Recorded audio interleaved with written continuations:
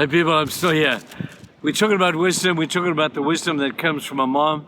Solomon refers to wisdom as a she. So I'm just putting two and two together here and saying wisdom is like your mom. Listen to her. But here's the cry of every mother out there, I'm sure. She says this, and I read this from verse 22. How long will you simple ones love your simple ways? How long will mockery delight in mockery? And fools hate knowledge. If you had responded to my rebuke, I would have poured out my heart to you and made my thoughts known to you. But since you rejected me when I called, and no one gave heed when I stretched out my hand, since you ignored all the advice and would not accept my rebuke, I, in turn, will laugh at your calamity, will laugh at your disaster, and will mock them as they overtake you. See, there's consequences to our actions. We can ignore the good counsel of people. We can ignore the counsel of wisdom, and we can go our own way. And as you've surely experienced in life, there are consequences to doing that. There are consequences to doing things your way. And we all know that to be true. It might have worked for Frank Sinatra. Certainly hasn't worked for me, doing it my way. And wisdom is something that each one of us has to make sure that we apply to every area of our lives. From that verse 22, we see the word simple being used here. Now, I think simple truth is great. And I think it's the simple truths of life that make the real differences in life. Life is not complicated. If we keep it simple, we're going to be fine. But the word simple here is not used in that context. The word simple here is used as almost a derogatory term for those who are gullible, for those who are easy led, those who are slow to learn.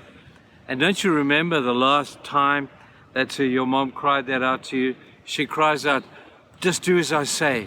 Just do as I say and you're going to be fine. How long will you stay in your simple ways, thinking simply that your way is the best? People, learn from me. God's way is always better. I know His ways are difficult sometimes to understand, and they're difficult, in fact, to be able to comprehend. But at the end of the day, they're always the best way to go. The simple things of life. But for those of you who are simple, those of you who are gullible, and think that if I run over here, I'll find another truth. If I run over there, I'll get another one. And you're running around trying to find shortcuts to find this place where God wants you to be. People, there are no shortcuts to spirituality. None.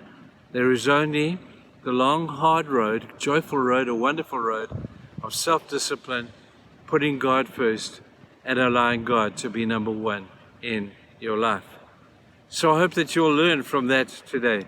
These are some of the simple truths that God would have for you.